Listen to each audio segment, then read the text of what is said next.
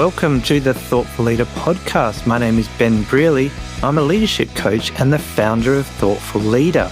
The Thoughtful Leader podcast is all about short, sharp leadership advice because thoughtful leadership is good leadership.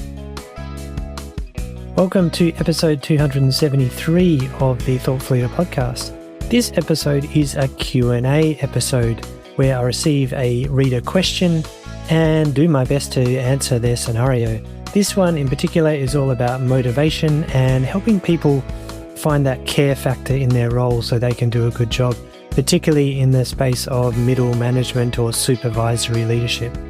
So let's get into this topic right now. So I've received a question from Barry and it goes like this. He says, workers are the lifeblood of the functioning of any company. Supervisors are the leaders, the guiding force to train, influence, support, and ensure the best performance of the workers in their department. The challenge is too often the supervisors are demoralized and simply do not care, or they lack the skills to influence their workers. Suggest a complete game plan to influence and win over supervisors to be their best.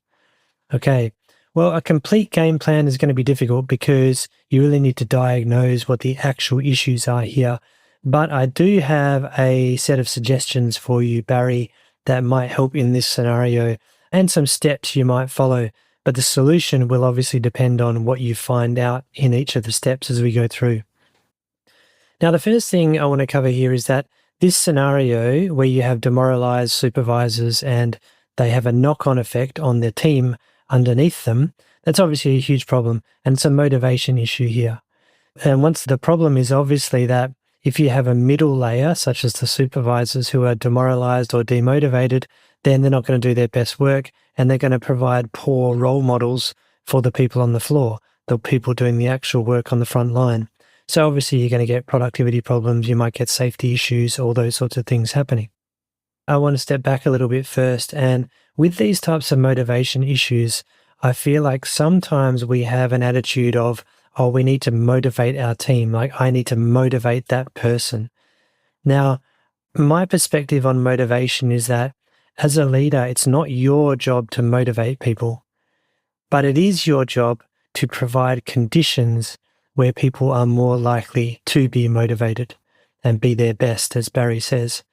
Now, you might think, well, what's the distinction there? Well, the distinction there is that if you create an environment where people can be motivated, you have more control over that. Whereas if you're hoping to motivate someone, you're taking control over someone else's motivation. And the reality is people have to want to be motivated and they have to step up and take accountability for their own motivation. Now, of course, a leader can create conditions that help that happen. And that's what we're trying to do here. So if you go back to the old trusty model from the 7 Habits of Highly Effective People, called the sphere of control, you can draw 3 circles on a page, right? And 3 circles inside each other. And the posh way of saying that is concentric circles. Basically, the outer circle is your sphere of concern. In this sphere, these are the things that you might be concerned about or worried about or thinking about, but you can't do anything about them. You know, particularly things like, oh, what's the weather like? Or what's Elon Musk doing today? And all those sorts of things, right?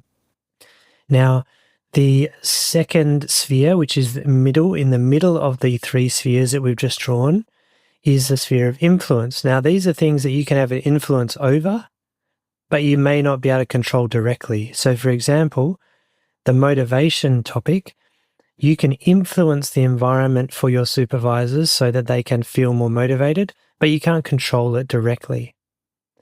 And the third sphere, which is in the middle here, is the sphere of control. Now, these are the things, the specific actions you can take to actually make a difference for your people. And they're things you can specifically control and make decisions on yourself. So sometimes we get stuck in this sphere of concern, which is the outer ring, right? And I think when people talk about motivation, I want to motivate my people, they're starting to get into that sphere of concern area. You're taking accountability for their motivation. Now, that's not the case. What you want to be doing is you want to be influencing their motivation. So you want to make sure that, hey, I'm going to create conditions that people can feel motivated in, but I'm not going to be taking ownership of their motivation. They need to step up and come to the party here as well. So that's just one sort of aspect I like to focus on first. Now, the second note before we go into the steps and things I recommend is everyone is different, right? So you might have heard me talk about the iceberg model of human behavior, and I'll put a link in the show notes page to a post about that as well in a bit more detail.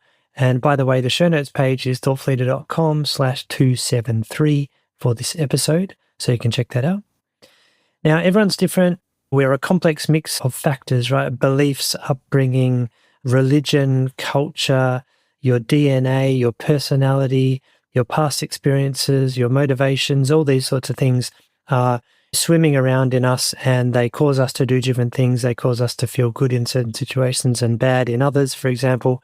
So basically, everyone's going to be different. So there's no one-size-fits-all solution to helping people find their motivation.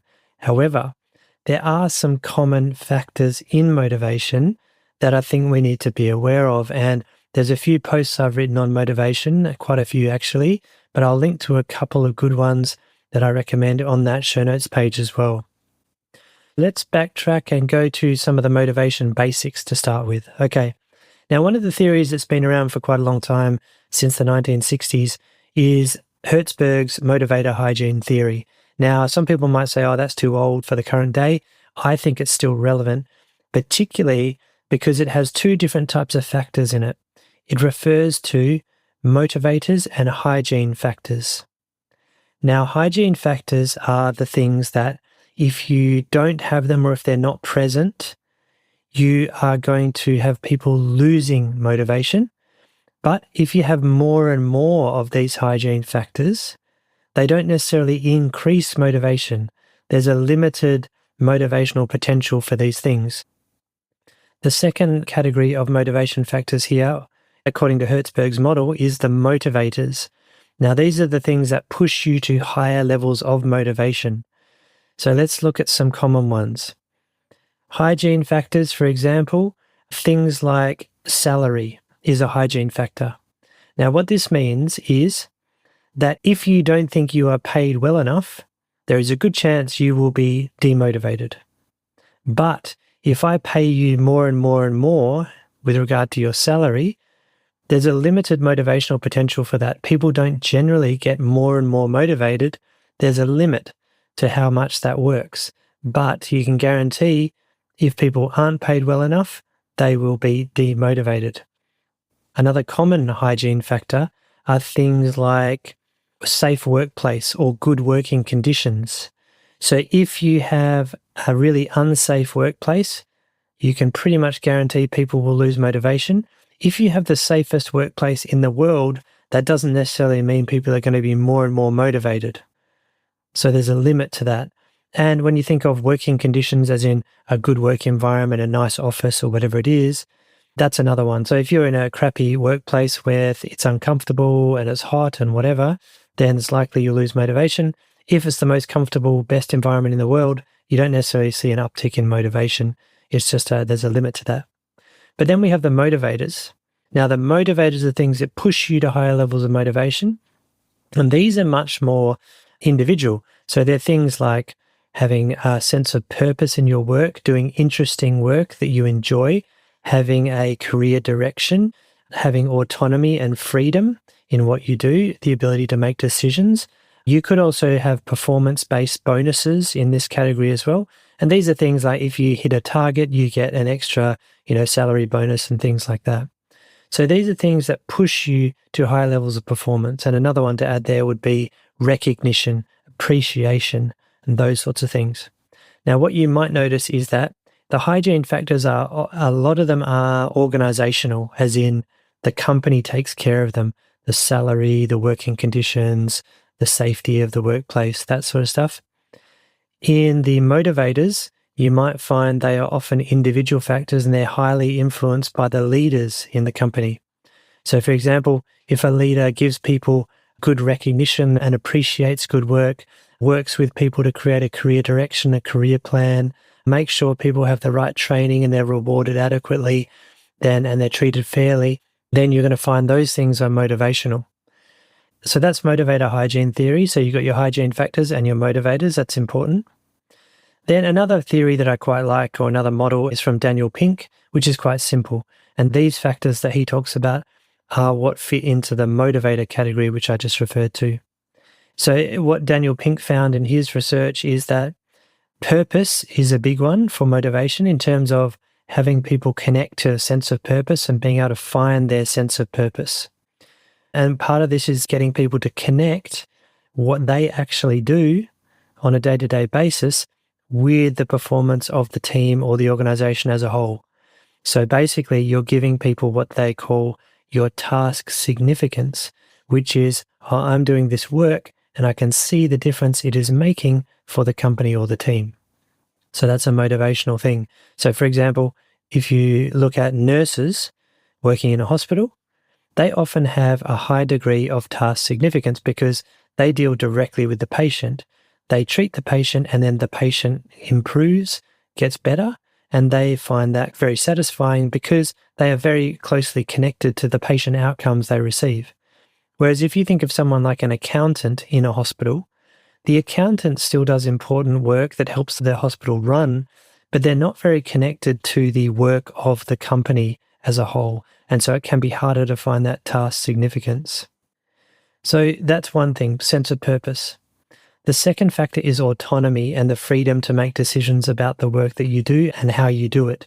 So autonomy is about that freedom, giving people space, giving people the freedom to operate without micromanagement. And people generally find that to be a very motivating factor. And the last one Daniel Pink talks about is the concept of mastery, which is basically learning new skills that you value, that you find useful. So part of this comes into career planning.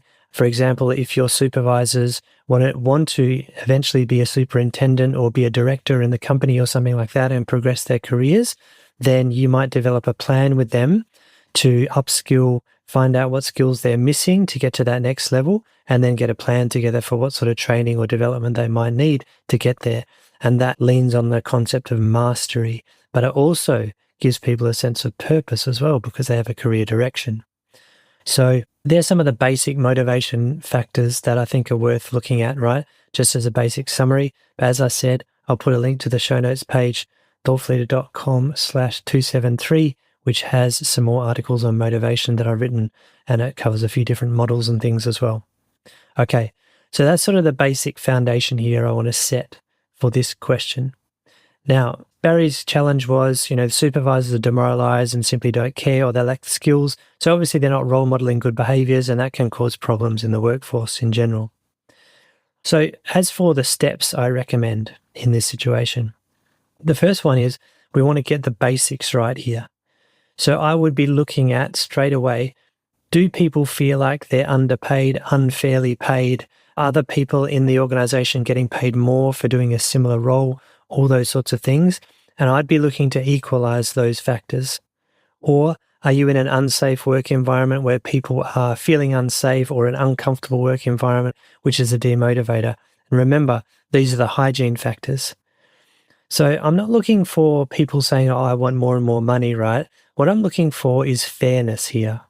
And when I talk about fairness, when it comes to salary, for example, I want to know, okay, what about other industries or other people in a similar industry outside of your company? How much do they get paid? And are your supervisors getting paid a similar amount or more, right? So you want to make sure that they're not looking around outside of the company and going, well, I could go there and get more money. Because as we saw, that's a hygiene factor. That's a demotivator. So I'd be looking at the basics. These are things like salary, working conditions, safety, policies and procedures, and making sure there's a general sense of fairness where people have access to opportunities and are treated, well, fairly across the board. Because what you want to do, get those basics right. You want to remove the potential for people being demotivated because of a lack of these things or a lack of fairness amongst these things. That's the first thing I'd look at. The second thing I'd do is to diagnose, go and find out what the problem is here. And to do that, you will have to talk to individuals. Now, I would recommend talking to individual supervisors where you've noticed that maybe they're not performing as well as they could be. They're not enthusiastic. Maybe there's been some mistakes or errors or incidents or something like that. And I would suggest starting the conversation on a factual basis. So maybe instead of saying things that are judgment-based, like, I've noticed you're not motivated or you don't care about your job or whatever it might be, I'd start saying, hey, look, I noticed the other week you had an incident in your team, and that was a pretty basic thing that usually you're on top of. Can you tell me more about that? What's going on here, right? So you make it more factual as an entry into the conversation. And I would try to do a diagnosis to try to work out, what's actually the problem here? Why are people making mistakes or not putting in the effort or not caring about the quality of the work? What's going on there? And to do that, you have to talk to individuals and find out what's happening. In my view, you can try it, of course, but like a company-wide survey and things like that, you may get some feedback, but I think you'll get better feedback spending the time one-to-one with the individuals that you're concerned about, and even ones that are performing well. What is motivating them? Why do they seem so motivated when others don't, right? And so I'll be looking at talking to these people one-to-one and trying to build those relationships and understanding more about why you're seeing these issues that you're seeing and expressing why you're doing this. What you want, according to your question, you want to win over supervisors, influence them, and help them be their best. Well, that's what you want to do, right? So you can say that to them as well. I want to make sure you're getting the best out of your career and actually doing a really great job, because it helps the company, obviously, and the workers below you respond well to that, right? So that's the second thing I'd do. Diagnose by talking to individuals about what you're noticing and getting their suggestions on what might need to be improved. Now, the third thing I'd suggest is to build the sense of purpose for your supervisors. Help them connect to the bigger picture. Now, sometimes if you're in a big company, I'm not sure exactly how big Barry's company is, but sometimes you can be a bit of a cog in the wheel. You feel like a bit of an insignificant piece of the puzzle. So I come into work and there's hundreds of other people just like me, and I do my job and no one cares and it doesn't matter. So when you're in that situation, it's hard to find that sense of purpose. You're just a number, right? You're just a small cog in a massive wheel, massive machine. So what I'd suggest is trying to work on the purpose for your people. Help them to see the connection between the tasks they perform and the outcome it means for the company. So for example, if your supervisor is running a maintenance team, for example, something like that, and they're doing great work, they would not often see the benefits of their work because it basically means less issues. If people are doing good maintenance, it means less problems. So what I'd be doing is going, hey, look, based on the work we've done, we've noticed that we've decreased the incidents or breakdowns by 20% last year or something like that. Connect to those statistics, although that information which shows that the work that they're doing is making a difference for the company. The other thing that you can do to help people connect to the purpose is, I used to work in aged care a couple of years back, and I used to do a lot of corporate projects. So we would be in head office doing these projects, and we would be quite disconnected from the front line, which is where the work actually was done, in the aged care facilities, looking after the residents and things like that. So what the company did sometimes was they helped us get volunteer opportunities out, helping out in the kitchens, out at the facilities, things like that. And that helped us connect to the purpose of the company and the work that the company did. So there could be some work here around purpose, helping people find that purpose.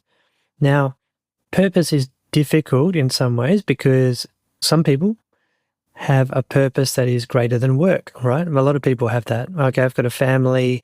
My biggest priority is my family. I come to work to get money so I can support my family, which is fair enough. So another thing to think about is when you're talking to your people and building those relationships individually with the supervisors, you also want to find out what makes them tick outside of work, because sometimes there's things outside of work that are impacting their at-work performance. So for example, a really common one is, I need to drop off my kid at school before work, but my work requires me to be there at 7:30 a.m. and so I can't do that. And that's a big impact, right? So some of your people might need some flexibility in the work arrangements or something like that to be able to accommodate some of the things going on outside of work. I've been quite surprised sometimes when I've adjusted things and it's helped someone deal better with their out of work problems, and they actually come to work and do a better job. And I've found that quite interesting as well. So don't discount the external factors going on for your people either. So that's around building the purpose. I think that's an important one. Another thing you might think about is a team purpose for your supervisory teams, getting people to understand the purpose of the team and to develop like a team purpose statement. It's actually a really powerful thing for motivation, getting people to come up with the purpose for their team and actually looking at a purpose statement. And I've got an article that I wrote a while back about that, and I'll post that in the show notes page as well. Okay, step 4 is get out of the way. Now, this is about autonomy. Now, one of the big things I notice when I see lots of demoralized supervisors or employees or managers in a company is that they feel like their role is sort of pointless because maybe they have a suggestion and no one listens to it. They put forward ideas, people dismiss them. So then they start going, well, what's the point? I'll just tick the box, go through the motions, and I'll just do a medium job just so I don't get fired. So what you want to do is give people autonomy. If they come up with suggestions, see if you can implement them. Ask them for their ideas. If they've got a list of 10 things they need to accomplish in a given week, let them decide the best way to accomplish them and the order in which they do those things. Give them more freedom to make decisions as part of their role, and you might actually see an increase in that motivational potential as well. So get out of the way. Sometimes I feel that upper management and the senior leaders in organizations, they don't give their middle layer enough autonomy, and therefore the middle layer start to become disempowered and just feel a bit useless, and so they don't put any extra effort in. Okay, and the last thing I'd suggest is, support your supervisors, keep in touch with them closely, have a lot of one-on-one conversations so you understand how they're progressing, and engage in interventions when you need to. So if your supervisors are starting to tell you, hey, this is really annoying, the director or the CEO is giving this directive, but it's having a really bad effect on the team because of whatever reason, then it's your job as their boss, presumably. I presume, Barry, you're the boss of some of these supervisors. Then it's your job to start to pave the way and engage at that top level to try to influence the executive or the senior leadership to remove some of these roadblocks that are going on for your supervisors, which may be challenging their motivation. And that's a big one, right? The middle layer of management, which includes the supervisory layer, in my experience, is actually one of the most challenging layers because you are sandwiched between the senior leaders and the workers at the bottom of the organization or at the front line. And as a result, you might receive direction from the upper management that you're not comfortable with or you don't like, and it may make you resentful at that middle layer. So your job will be to pave the way for your supervisors doing an excellent job, supporting them as best you can, and helping to remove those roadblocks so they can do a great job. So those are my 5 steps. So you want to get the basics right. You want to diagnose by talking to individuals. You want to build the purpose for your people and for the teams. Then you want to get out of the way, give people autonomy. Then you want to provide support and make sure you engage in interventions where you need to pave the way for your supervisors getting what they need to do a good job and find that motivation. So those are my ideas for how you might address this situation. Obviously, it will depend on the specific issues that your supervisors have and their personalities and all that stuff. So it's not going to be an easy task, but hopefully that gives you a bit of a guide as to some of the things you might think about. And as I said, I'll put a link in the show notes page to some of those resources I spoke about, thoughtfulleader.com/273. And by the way, if you're like Barry and you have some sort of leadership challenge that you would love to get some advice on, like in this episode, then just send me an email, ben@thoughtfulleader.com. Send me an email with your question or challenge, and I will do my best to try to give you some advice and guidance as to how you can move forward. Thank you for listening to this episode. Hopefully you found it useful. Barry, but anyone listening, I'm sure you also have motivational challenge in your workplace because it's a pretty common issue. So hopefully this one helped you with some of that as well. Okay, keep up the thoughtful leadership. Make sure you leave a positive review for this podcast as well if you like it, because it helps me get the word out about the different episodes as well, and people can subscribe. So thank you if you've already done that. And if you haven't already, take a few seconds to do that. I'd really appreciate it. Okay, thank you for listening. I'll be back next time.